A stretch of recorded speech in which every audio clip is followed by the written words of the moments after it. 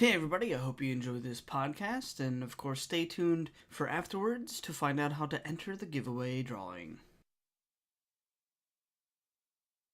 Hello everybody, welcome to the TheONSGaming podcast. I'm BT with my co-host John. Hey, how's it going everybody? And Turk. Hey, what's going on, guys? And today we are going to be talking about Star Wars. This is probably going to be a two-part podcast, or two separate podcasts.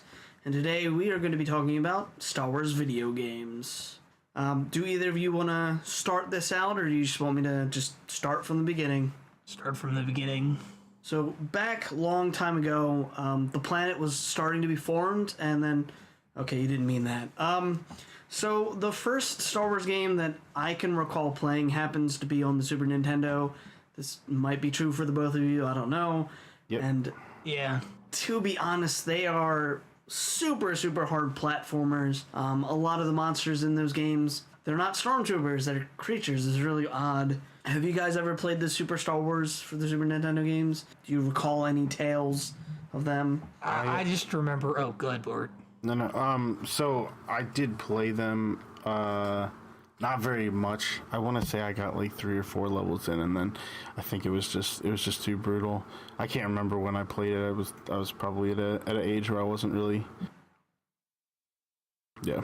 I remember going to David Baumgart's house, and then I also remember you guys had them, and I played them a lot, but I don't think any of us got really far in them, because, I mean, the games are, as far as platformers go, they're definitely on the harder end of the spectrum. The games aren't very forgiving at all. I forget what that's called, like when you get hit and then you have that invincibility frame that doesn't last very long.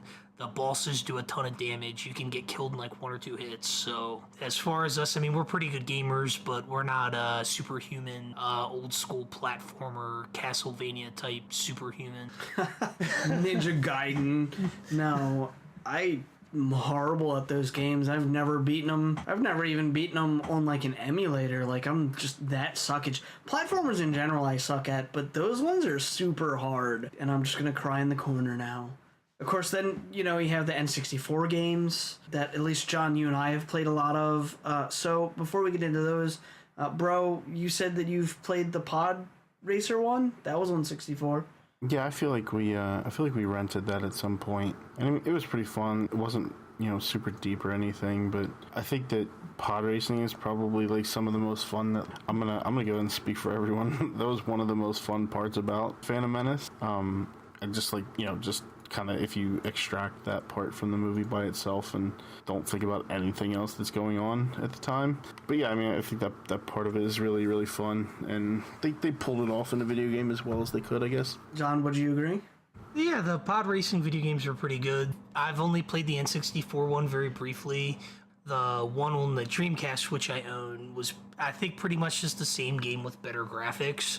But, yeah, it's a good game. I mean, it's pretty standard racer, but it's fun. It's, the way I describe it, kind of like F-Zero for the Dreamcast in a way. Obviously, the N64 already had F-Zero X, but as far as futuristic racers go on the Dreamcast, definitely one of the better ones, if not the only one, I think. I would agree. It's the Pod Racer for N64 and Dreamcast is really good. Of course, the definitive version of that happens to be the arcade version, which I've played as well, and that one's like super fun in the arcade. It'd be cool to have enough money to buy one of those. Where I'd put it, I don't know. But the 64 is still enjoyable. The controls are pretty good. As a kid, though, I'm pretty sure I ran into the side of the walls all the time. Again, another Star Wars game I didn't beat. In that vein, I don't think the Pod Racer one you have to beat to enjoy it. You can just play a couple levels over and over, to be honest. Like, it's enjoyable. And I agree with you, Tarek. It's probably one of the best things that come from the prequels. I know a lot of people hate on the prequels. I know we'll probably hate on the prequels. Perfectly A-okay. There's no question. Perfectly A-okay, but there are some good parts, and I think it's a good thing to point them out. Now, are you sure, Turk, you've never played Rogue Squadron for 64? I think it was also on GameCube, or at least there was a sequel. Sequel on the GameCube. I definitely have played that, yeah. Okay, Because that's the most fun level of any Star Wars game for me. is the very first one on Hoth and taking down the AT-ATs with the freaking snow speeders. I think it's one of the most fun scenes in a video game for me. Yeah, I can see that. I mean, I think there's something like that in Rogue Squadron, but they had the legit Hoth battle in John, help me out. What was the other N64 game with Dash Rendar? Shadows of the Empire. Yes, thank you. The first few levels is Hoth. Like, everyone says that game's like super great and good and like the nostalgia. You know what they're talking about though? They're talking about those levels there. Because the rest of the game is not as memorable. And like the boss fight in that game, if I recall correctly, is actually pretty boring and lame. But when you play the Hoth levels, is it great? Oh my lord, is it great? Yeah. I can't think of anything else N64 wise. To be honest, the only thing I remember about Shadows of the Empire was the cheat code, which was Wampa Stompa. Is that like Banana Slamma? We'll have to talk about that another day. I think that's a Banana Slamma. Bro, you probably have no clue what that refers to. I don't think so. Not off the top of my head now. Donkey Kong Country, but... The TV show's terrible. Yeah, we'll have to watch it. We'll watch it. All three of us will watch it and talk about it. Torture. Were there any games that weren't already out? Like we've already said, Pod Racer, Rogue Squadron, which at least was on GameCube in a sequel form. Were there any Star Wars games for the GameCube that were exclusive, like only to the GameCube or later? Other than the Rogue Squadron sequel? Yes. You know, I think that's it as far as exclusives go. I know that there were a bunch of games that were multi-platform, like Star Wars Bounty Hunter, which you played as Jango Fett. Don't think I ever played that one, to be honest. Me and Lamar we bought it from GameStop and ended up returning it. And it was good, but it was kind of difficult. What was the other one? I mean, there was the Jedi Knight games on there, but those were already released on the PC and the Xbox. And weren't they better on the PC? Oh yeah, because of the mods, but yeah. Mods. Again, my arch nemesis. Oh, so they had, wow, they had the third Rogue Squadron on GameCube. Dude, what am I thinking of? And they had the second one as well. They had Star Wars Clone Wars, but I think that was multi-platform. And I also don't think I've ever played this. Third-person shooter? No, I've never played that one. I guess before we move on, real quick, have you guys played the Lego Star Wars games? Any of them? Yes. No, but I know that from what I've heard that they are pretty good. Yes, they are pretty good. Yeah, I have the like all six of them. Six? Yeah, all six on PS3.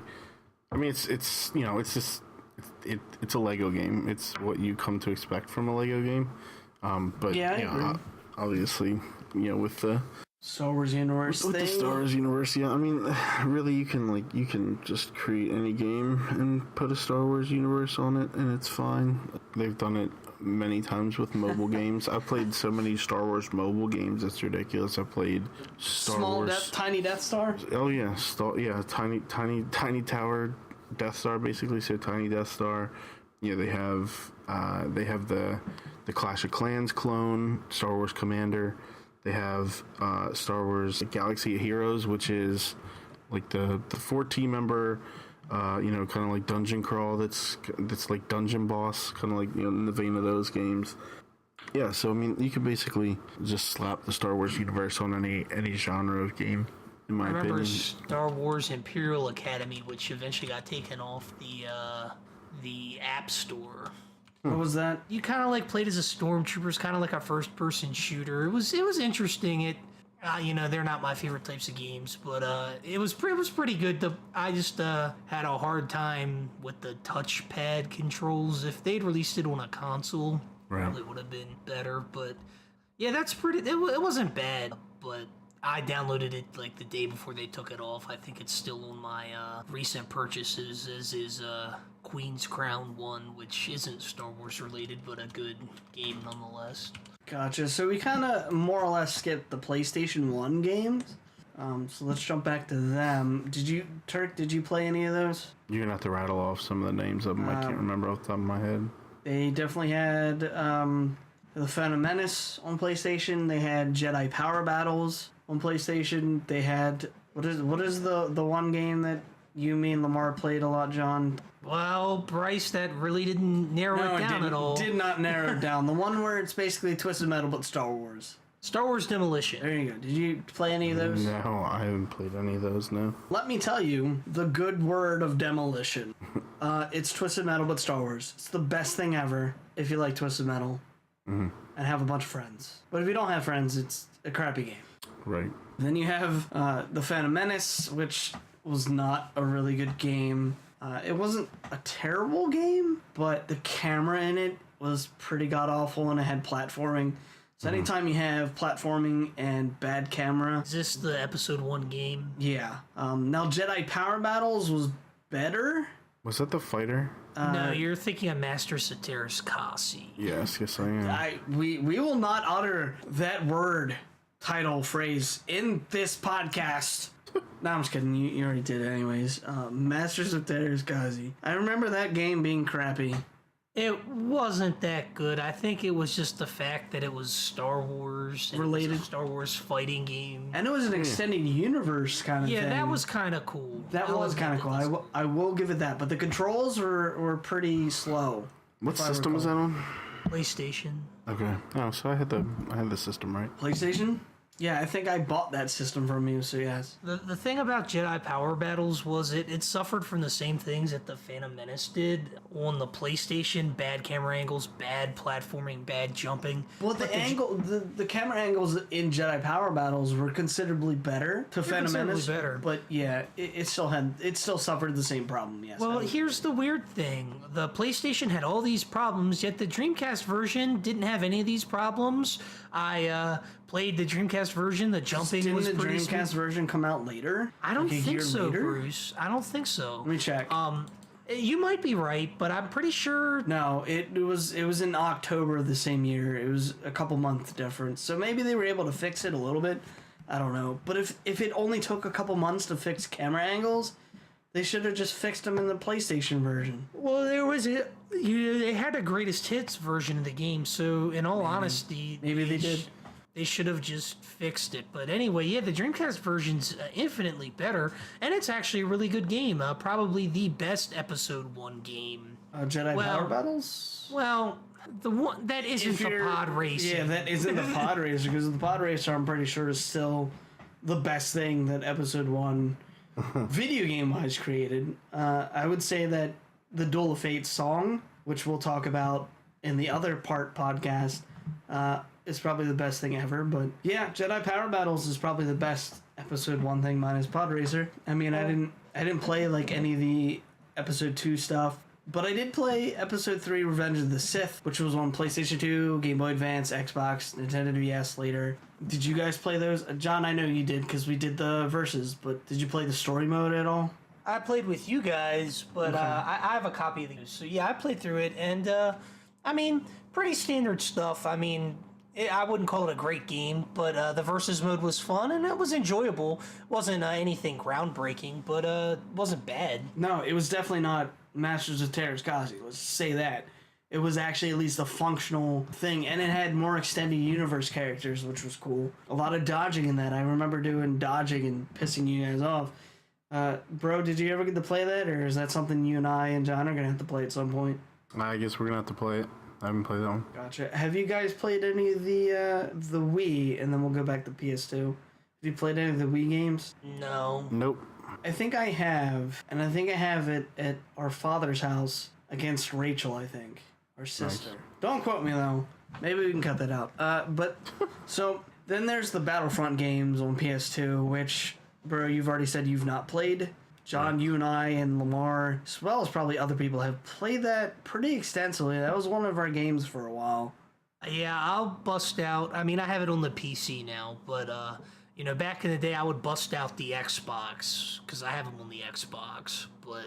You also have it on PC, so maybe we can play that for the Star Wars week, of which this podcast should be released on. I mean, they're great games. If you've ever wanted to play a game where you just play as, like, the Stormtroopers or the Clone Troopers and stuff, I mean, that's really neat. I mean, Bruce would just do his usual, which is Sniping, pick the sniper. sniping, and pissing everyone else off. Although we'd usually play together co-op, but there was times where we'd play complete opposite sides and try to win. I would say it was kind of even though at that point, because you got the computer, which sometimes would be like intelligent and capture things properly, and then other times it'd be like, I'm carrying the entire army. What is going on? I need a medal. Well, I remember whenever we would play, like, the Rebel Alliance, and I forget what I think the Rebel Alliance is the weakest group in the Battlefront series. It might be. I just remember that we really didn't like the way that the character designs were, so we just said, do I want to be these lame losers with, like, weird helmets? They were pretty weird. To be fair, they were a product of their time, and they wanted to keep with that product, which was fine. But why couldn't they make, like, alternate things to take off the really crappy helmets? I don't know. I just remember we were like, we looked at it and we went, okay, let's be stormtroopers now. Like, yeah, because at least their uniforms look awesome-ish. I mean, the pilots didn't, but that's more of a personal preference, and I liked playing as the CIS, the droids from Episode 1. Oh, everyone loved the droids. I mean, the droidica, the coolest thing about the droidica was being able to turn into a little ball and going super fast. But, unlike a lot of other games, when you turn into the little ball, you take damage more. So there was actually a balancing with you could outflank people, you can scout, and then be super awesome. But if you're in that mode and someone catches you with, like, a really good shot, you're gonna blow up. So I like that about Battlefront. Now, I don't think any of us have played. Have any of you even demoed the new Battlefront game? No, I watched it a little bit on Twitch. I mean, it looks really good. I just hear it's not that deep, so people didn't really. Which is okay. So I would agree, it's not deep. To be honest, I've watched a lot of it. I haven't gotten the game yet, and I eventually will get the game. I think it's worth paying some money. I don't think it's worth $60 though. Oh, no way. I'll get it on an Origin sale like a year from now for like $20 or something. Yeah, probably. And it's probably worth a little bit more than 20.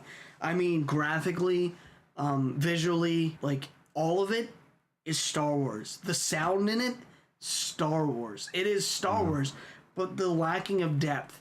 And it's not just the game lacks depth, but it lacks depth compared to, like, Battlefront 2. And that's a problem. But you can clearly tell that they spent all their money on making it visually and auditorily sound like Star Wars. So, there is some, you gotta give them props for that. Right. It sounds like, but it's not. Battlefront 2, I'd say, is still the better game between the two, but I still need to get hands-on before I can ultimately say which one's better. They are gonna add things in, but I think some of it you have to pay for, which is kind of crappy, to be honest. Right. I do gotta give EA props for the one and only thing that they did correct, which was say what wasn't going to be in the game before it came out. Because they at least knew, like, hey, if we don't, it's going to be bad. And so a lot of the people that have played it, they're either like, I'm not really into first-person shooter, so I just wanted it because it was Star Wars, and it's not really worth $60. Or they fall into the, I don't really care, it's like Star Wars, I immerse in Star Wars, and I enjoy it. And ultimately, if you enjoy it and you're okay with paying $60, that's fine. I'm not okay with paying $60 for a game that's probably not worth $60. Right. But like we've all said, when it goes on sale, yeah, we'll probably get it and we'll probably talk about it. That's the most recent Star Wars game to my knowledge. I know they're working on others. Let's talk about the PC games. Have any of you played the rail shooter Rebel Assault games? No, but I remember you owned them. Yep, I own them. I own at least one of them. I own the first one. I think I got it to work once on one of our computers. It's a rail shooter. It's nothing special. It's not worth money, is how I would put it. I'm pretty sure that's probably the consensus of a lot of people, to my knowledge. I think the box art, let me link you to the Wikipedia page, because it has it. But the box art for this thing, I think, was pretty cool. It's probably cooler than the game. But yeah, so you don't even have to link at it. You just got to look at it. That looks cool. That is not what you get. Yeah, it looks like a comic book cover, basically. Yeah, basically. It's really cool. Moving on from those, God, there was so many. The friggin' X-Wing series, X-Wing versus TIE Fighter, which was more of a multiplayer game, and then X-Wing and TIE Fighter separately. they had story in them. Did you guys? What of those did you guys get to play? Definitely played X-Wing vs. TIE Fighter, like, back a long time ago. You know, probably, I don't know what, we got it maybe 16, 17, 18 years ago. It came out in 97. I think we got it at 97 because I specifically remember getting it for Christmas from our father with a joystick that was coming. Like, Yeah. so we didn't have the joystick to play it right away, but once he got that in, I think I probably played that every time we were there. Yeah. Yeah, playing that with the flight stick was pretty slick. It was I'm pretty sure it was awesome. required. Like, it wasn't like you could use a controller, because I don't think they had no. controllers back then. You couldn't really use the keyboard and mouse. Like, it might have been an option, but I'm pretty sure you had to have the flight stick. It was fun. John, did you play any of those games? I didn't. In fact, I'm a little ashamed to admit, really, the only Star Wars PC game I played other than Coder and Coder 2 and a little bit of the Old Republic was Yoda Stories. Oh, man, Yoda Stories. I've only heard about that. I've never played them. I They were saw puzzle it. games, weren't they? It was bad. I don't even remember getting really that far in it. In fact, I remember loading up the game, and the way that the game loaded up was that it, like, 1/10 of your monitor in this little box. And I remember being so excited when I got So it. it's Minesweeper Star Wars go. Yeah, I was so excited when I got it too. I'm like, oh wow, you know, we went to Comp USA, which is no longer in business. So this tells you how long ago this was. Lord. And I'm like, oh wow, Dad, Star Wars. And he's like, yeah, you want that? You know, back then there was really no way of gauging whether or not a game was going to be good or not. You kind of just had to buy it, and if you got lucky, you did, and if not, well, It's true. you were boned. For our time, it was more hearing other people say things. Mm-hmm. I mean, and prior to that, it was probably the same thing, but I mean, even back then, they had video game catalogs and Sears catalogs with video games in them, which, you know, I think in the Sears one, they would have, like, a paragraph. I think AVGN was talking about this, and I believe he said something along the lines of, like, you'd have a paragraph, but sometimes the paragraphs were, like, completely incorrect for the game. So how are you supposed to know if a game's good? We didn't really have the internet back then. I mean, it might have been there, but that wasn't there. GameFAQs wasn't there. Metacritic wasn't there. Right. So you either knew someone who played it, and you've played it from them, or they've said that it was worth getting. Yeah, you rolled the dice, and you either, you know, got 6s or got a 20, or most of the times you'd get snake eyes and, you know, not luck out. What about the Jedi Knight series? I know I have some, John. I know you mentioned them. Dark Forces 2, Mysteries of the Sith, Jedi Outcast, Jedi Academy. Have you played any of them? Oh yeah, I've played them. Not on the PC right away, but I eventually did get them on the PC. Really, really solid EU games. In fact, it's a shame we kind of didn't get into this. I wonder if we can do this on Steam, but it was either Jedi Outcast or the Jedi Academy multiplayer. Yeah, there's a multiplayer. Yeah, it's basically lightsaber battles, right? Am I Yeah, correct? and from what I hear, back in the day, and it probably still is fun.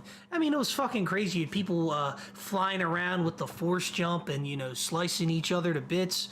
I mean, where the hell were we when this was all going on? Because that, you know, I could imagine us recording this. Oh yeah, they had crappy PCs at the time.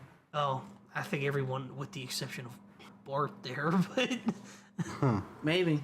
I've played a little bit of Jedi Academy single player. I did not like the controls. I don't know. I'm pretty console peasanty.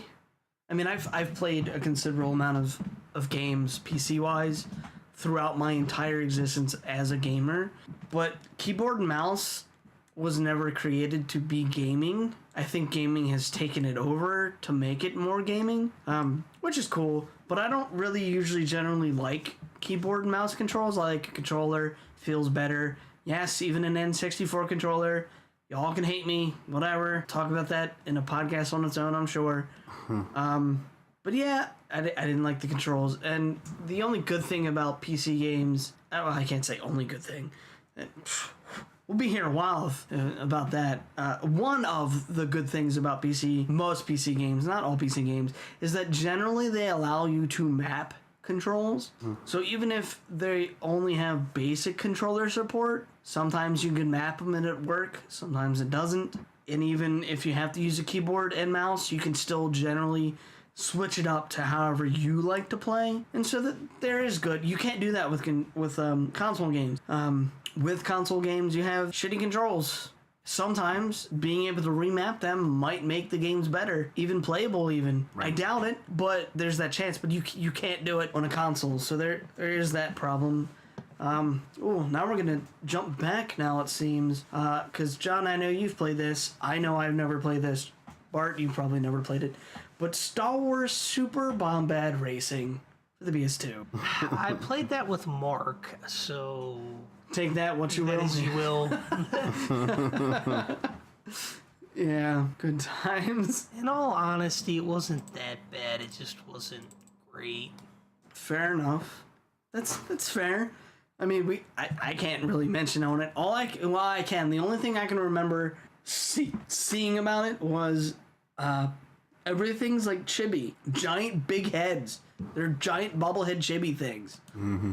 Yeah, I was aware of the game, but I never played it. Fair enough. There's other racer games. There's Racer Arcade, Racer Revenge, excuse me. I don't think I've ever played it. You guys probably, maybe you've never played it. I don't know. I'll ask you though. Have you guys played it? Nope. What, Star Wars Racer Revenge? Yes. What system was that on? PS2. Yeah, I'm pretty sure I didn't play that. Let me look that up. Oh, yeah, I know what you're talking about. I haven't played it, but it had like the yellow cover. Gotcha. Okay, so Knights of the Old Republic. You guys want to talk about that now, or you guys want to wait a little bit? Because there's some other games we can get to before that. I think that Coder, well, even though Bart didn't finish them, I'm pretty sure he knows that. I mean, he probably knows that they were good, thought they were good, but just never finished them. Yeah, I would just hold off. Let's burn through everything else, and then we'll hit the Old Republic games last. So I doubt I would say doubt, but John, maybe you have. Have you ever played the Galaxy's MMO Star Wars game? Here's what I heard. When the game came out and it was like kind of really difficult, or not difficult, but time consuming to become a Jedi, it was like a very good game. But then when they kind of expedited everything, it wasn't that good. Like I heard that there was like a particular patch or update that kind of just ruined the game. Ruined the balancing. Got it. Yeah, that's what I heard. We can talk about just general game theory now. You know, in terms of like decisions like that. I mean, the thing that it does is it alienates everybody who's done it before, you know, and then they feel slighted because, you know, well, it took me 8 months to grind this out, but you just gave it to someone. They can now do it in like a week and a half. Or they can pay like $5 and get it immediately. Right. Which, I mean, if they're willing to pay, then oh well. Here it is. The combat upgrade is what screwed everything up. In fact, I heard that people were trying to like make a server before the combat upgrade, but so far nothing. Got you. Force Unleashed, have you guys played them? No, I've played the first one. I actually own the second one, but I've never played it. They're worth playing. I've played both of them, beat both of them. I actually like Force Unleashed 2 more. But it's considered not as good as the first one. Yeah, that's I'd have fine. to disagree there, Bruce. I like the first one. Yeah, a so more. so yeah, you're the one that disagrees. So you are the one that knocks in the night and disagrees about video games. It's very true. But I enjoyed both of them. I think they're both worth playing. Force Unleashed 1 doesn't control as nice as Force Unleashed 2, but story-wise, I think it's still a stronger story. Yeah, I agree. That's my main gripe. Not that. I did like that you can choose. Probably mixing them up. I know in 2 you could choose light or good. Can you choose in 1? I don't remember if you could choose. But you can choose between the light side and dark side in at least the Force Unleashed series. And that really gives you a separate ending. Which is pretty cool. I like them. They were fun. They're basically like Jedi power battles with only a single character and upgraded graphics almost. So now we have the 2 real-time strategy games. I've played both of them. I'm trying to figure out which ones what the differences are. So there's Star Wars Galactic Battlegrounds. Have you guys played those ones? No. And then, okay, so you guys haven't played that one. Star Wars Galactic Battlegrounds, if I remember correctly, is basically like an Age of Empires kind of game, Right. but with Star Wars. I might be misquoting the game, but it's one of those kind of games. RTS. It's not like a StarCraft RTS. It's obviously it's real time because they're all real time. These two game series are real time. But the Galactic Battlegrounds is more like a start in this age, go up to this age, do this kind of like that. And then the other one, which is probably the one you guys have played, are Empire at War, which is again a little bit more like StarCraft kind of game where you have a series of stories or a series of go to this planet, take this planet over, here's your basic starting group, that kind of thing. Did you guys play Empire at War? Nope. No, I did not. Thought you said you did. Maybe You've probably seen it. That's probably what it was. It's probably more of like watching you play. Fair enough. Of course, we have the Star Wars Pinball series, because that is huge. Everyone knows about those, right? Pinball? Yeah, okay. Pinball? Trying to see if there's anything like that we really need to mention. Star Wars I got Republic one. Commando. Never FPS. played that one. No? Never played that one? No? Okay, John, go ahead with yours. I don't know if you guys remember seeing this, but when I played indoor soccer back at Free State Arena, one of the most popular games was the Star Wars arcade game, which always had the demo of the guy fighting Darth Vader. Evidently, that was like the last portion of the game, and he always got his ass kicked in the demo. But like, you know, like it took you through like 3 stages. The first stage was like you're doing some kind of space battle. Then the second stage was the speeder bike like chase from, I guess that was Return of the Jedi. And then you fight Darth Vader. That's the final level of the game. And evidently it was really popular, and I think that might have been what was ported to the Sega 32X badly. But I always remember seeing that as a kid, and I was just wondering if maybe you guys remember seeing that game in the arcades at all. I honestly don't recall, which is weird because, you know, so I probably haven't seen it, because if I had seen it, I'd probably remember it. I remember some weird shit when it comes to, like, video games. I don't normally remember stuff outside of video games, sadly, though. What was the, like, what genre of game was it? For the arcade? Yeah. It was like a... It's kind of like a rail shooter. Is what it said. It's a rear projected monitor sit-down arcade game. You are intercepting TIE fighters in an asteroid field, destroying a superstar. Okay, I'm sorry. That's it's a different game. It's the sequel to that, the Trilogy Arcade. Okay, Trilogy Arcade. Okay, I feel like I may have played the other one and not the Trilogy Arcade one, but don't quote me on that one. Yeah. Anyway, I mean it was really popular back at Free State Arena. So I mean, I didn't play it too much. Well, I think I did play it, but it cost $1, which back then was kind of expensive for an arcade game. I mean, I'd argue that it's kind of expensive for an arcade game today. Right. We're old people. Back in my day. Exactly. Nickel. What? Grandpa, shut up. Don't do that. being a nickel. I know. I mean, I remember, like, if you were lucky, it was $0.25, but, like, everything seemed to be the magic 50 cents. Right. Now it's like $1.50, $3. Yeah, how do people, Your like, go and play firstborn child, like, whoa. Tekken, like, the most updated Tekken at the arcade and pay, like, $2 a pop? Like, are you fucking kidding me? Yeah. I mean, that's like, I mean, who goes to, like, back in my day, who goes and rents Rock and Roll Racing probably enough times to buy it 3 times over? We do, because it was amazing. Exactly. It was amazing. Exactly. Game's actually rare now. Good. The game was the shit. It was. Like, Mark got really lucky at... got it? Yeah, he found it in the, like, it wasn't supposed to be in the cheap bin at Mega Media Exchange, but they had a $5 sticker on it, and obviously you're not going to point that out. No. I mean, you're going to be like, hey, I'm going to buy this. Bam. So for those of you that don't know Rock and Roll Racing, I did a retrospect on the YouTube channel and the website. Go check it out. Let's get back to the Star Wars. Knights of the Old Republic, guys.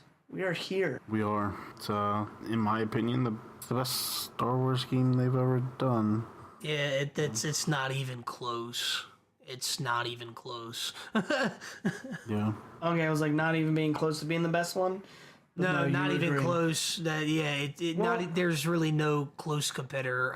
Well, that- Coder 1 is just amazing.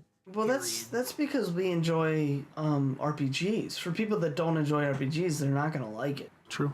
Well, maybe not necessarily true. They just probably won't enjoy it as much. Well, you got to remember, this isn't.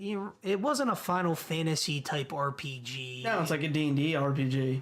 I mean, Correct. you have dice rolls. In the first one, it shows you the dice rolls, doesn't it?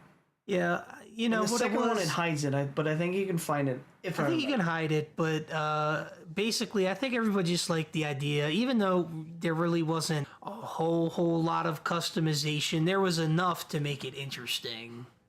Plus, you had the choice between just using, one lightsaber or the double-bladed lightsaber or dual-wielding lightsabers. That was really cool. Or not using lightsabers at all.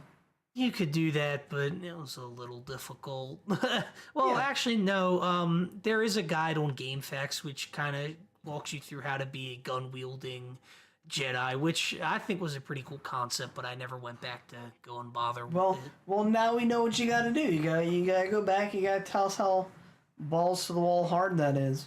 Actually, it's not all that difficult. Well, then you can do it. I have faith in you. Any positive words for Coder 2? Coder 2, you could tell was really rushed. It wasn't made by BioWare. It was made by Obsidian Entertainment, or at least published by Obsidian, and you can kind of tell it was rushed. But from what I hear, with the content restored pack, which restores everything that was supposed to be in the game that ended up being removed, it's almost as good, if not better, than Coder 1. I just haven't bothered with it. Bro, anything? Definitely. I mean, I played it less than I played 1, for sure. I don't remember a ton about it. I mean, it's just... It was the same formula and it was fun, but like John said, I mean, it wasn't made by BioWare. You can tell the difference between a BioWare game and a non-BioWare game. The extra polish isn't there. Knights of the Old Republic, it was just kind of an amazing series, and like you alluded to, I mean, being an RPG fan, obviously, and also being, a fan of this universe, like those two things combined kind of made it so that it couldn't lose for people like us. But yeah, I mean, certainly there are people out there who probably didn't like them at all because it's not your jam, as it were.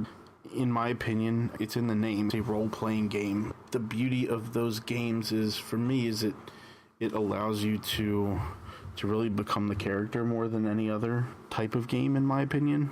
Just because, there's so much to, character customization and being able to mold the character that you become within a game like that. Whereas in terms of immersion, you could argue that, like a first-person shooter is perhaps visually the most involved you could be, but I think that in this case, just, an RPG just gives you that depth in terms of building your character. So, without getting into actual game specifics and, how it's cool how you can either be light side or dark side, but, kind of remain along the same path and kind of get to where you're going more or less the same, but, being able to play off of what you think your character truly is inside, and you might help this person, but you did it in a less than honorable fashion. So I think it's really cool that when games give you the option to do that, but still manage to kind of push you in the same direction. I think that's fair. I actually really enjoyed Coder 2. I mean, I beat it to completion. I haven't done that with Knights of the Old Republic. Why, I don't know, but I think my biggest gripe with Coder 2, I would probably say the time it takes to get a goddamn lightsaber. Because you're in like the beginning, which is pretty much just like a tutorial. You're on like a mining base, and it takes forever to get away from there. I hate it. That's why I didn't get very far, because Yeah. I was just so drained after that tutorial, and I'm like... I mean, Really? It's basically a tutorial. I mean, it starts the story and everything, but the beginning's pretty slow, and then it picks up, and it's not bad. It's not a bad game, I would say. I guess I kept continuing because the potential romance chick in the game is voiced by Kelly Hu, and I really like her because I'm weird. But of course, being a writer that I am, and having studied writing and just story in general, at the end, well, I'm not gonna ruin it, but at the end, you know what's gonna happen, and depending on which side you choose, depends on like what side the thing like opens up. But it's, I mean, I don't even think you have to be into writing or be into storytelling and crafting to see what's going to come. Like the ending is pretty, I don't mean like the very end once you beat the game, I mean like the end of like the big surprise. Like it wasn't a surprise, it was like, okay, I know what's happening. So, you know, and I haven't beaten the first one, so I can't judge the stories together as of yet, so I gotta get on that. What about the MMO? I hyped this MMO to all my coworkers who are all MMO players. Like, they go from MMO to MMO to MMO, and WoW seems to be the one that they just kind of always generally get back to. Yep. But I hyped this shit up so much because I wanted to play it. I really wanted to play the MMO, and then by the time it came out, I didn't have the funding to play it. So they all played it and are like, well, we thought you were going to play it. And I was like, I want to play it. I just can't pay for it. And they're like, you can't, like, not buy, like, pizza 1 week or something? Like, it's, like... Right. No, you can't just buy an MMO for a month and that's it. You buy an MMO for years. Maybe a couple months, okay, maybe not years, but... I guess their argument was that you could find some way to cut $15 worth of spending in your month. Yeah, and... to continue it. But at the time, I couldn't. I wasn't getting hours and wasn't getting paid, and then I had bills and extra bills. Yeah, and more bills. It happens. So I never really had to play it. Bro, you said you play it. John, have you played it? The Old Republic? Yes. Played it with Jason for a little bit. It was interesting, but we didn't want to do the pay for play and the hampering that it did. Like, I don't think you were even allowed to run until like level something if you didn't pay. So we just kind of got pissed off and quit. Fair enough, bro. You played it for a bit. I did. I don't think the not running was a thing. I think that I think the subscription, I guess you mean once it went free to play, John? Yeah. Yeah. So if you had a subscription, you could get a speeder faster, I think. Which, I mean, I understand is kind of crappy, but I think that it's one of those things that, so I was super into it when it came out.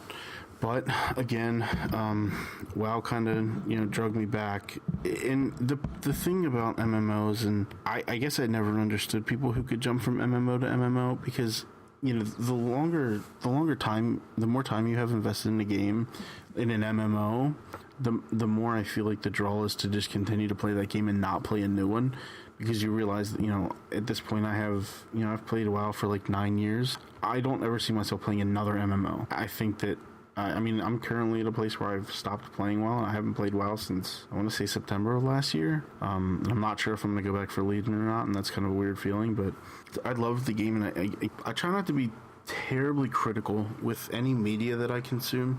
I just kind of try to take the best of it, and, I guess the ultimate mark of that game was, did it end up holding my interest? No, it didn't. I mean, I went back to WoW, but I think the game's super fun. I think it did a lot of things right.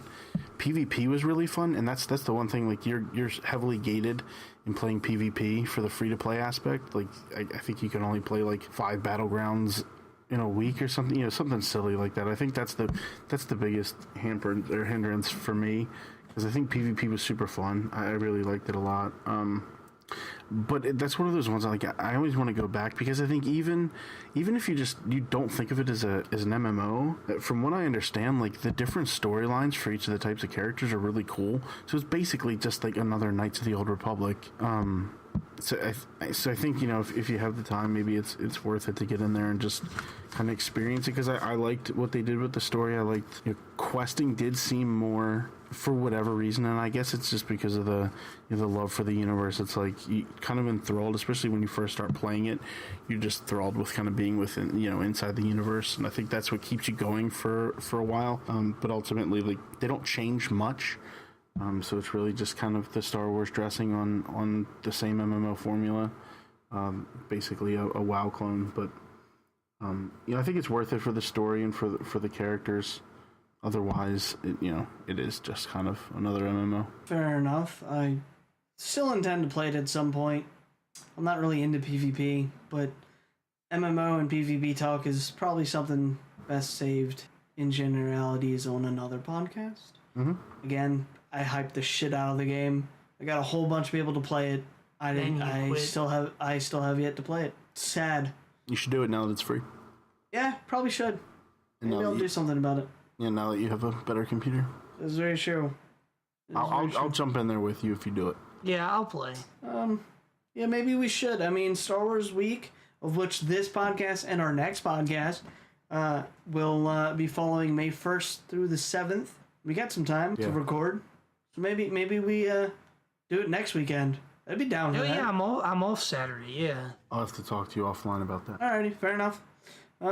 So Star Wars games. Is there any like miscellaneous thing you guys want to talk about? Maybe like something you would like to see in the future, just real brief, anything like that, or do you like what we already have?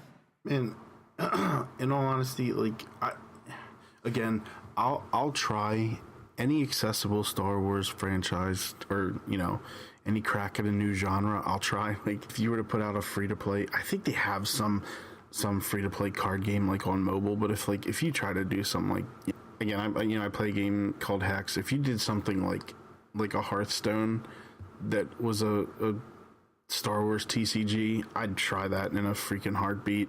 If you can literally throw Star Wars dressing on anything, I'll probably try it. If you could have access to it. Hell yeah! I'm trying to think of something like ridiculous. Like, give me some sort of management. Soccer video game. No, like give me like a Death Star management sim, or like I love simulation games, so give me something in the vein of that, and I'd pay $60 for it. To be honest, I'd play it in a heartbeat.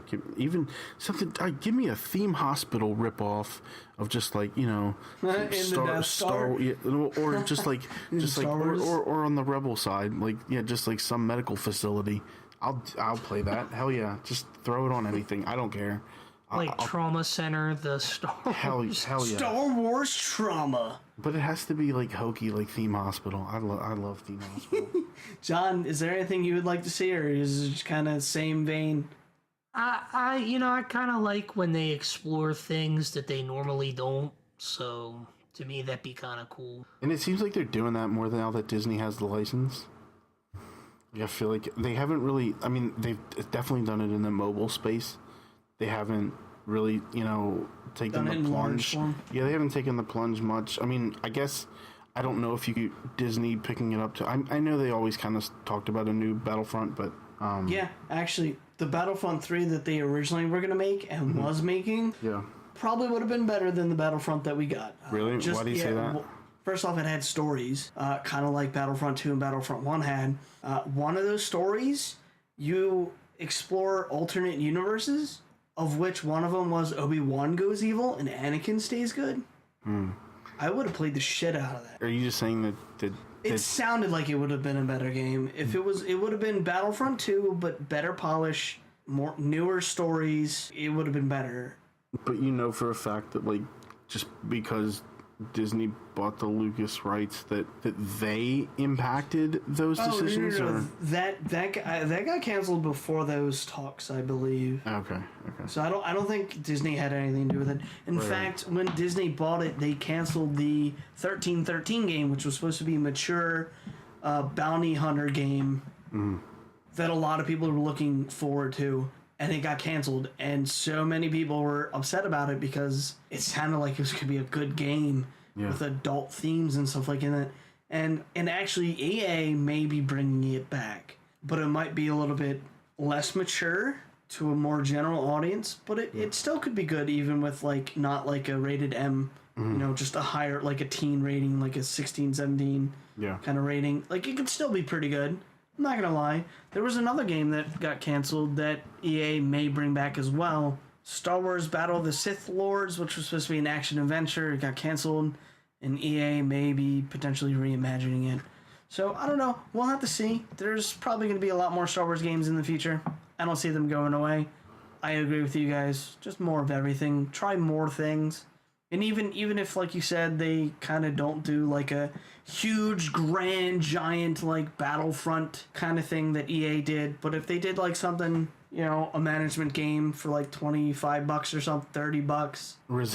Resistance Base Hospital. I'm in. Yeah, go for it. I'd play it. I'd Sign play me it. up. That's probably all we have to talk about video game wise. You guys agree? Pretty much. Yeah, I'm good. All right. Then we'll end this podcast here. Star Wars Video Game Podcast. We'll see you on the next Star Wars podcast. I'm BT. I'm Turk. John? From TheONSGaming. Thank you for listening to our podcast or watching the video. We'll see you next time. May the Force be with you.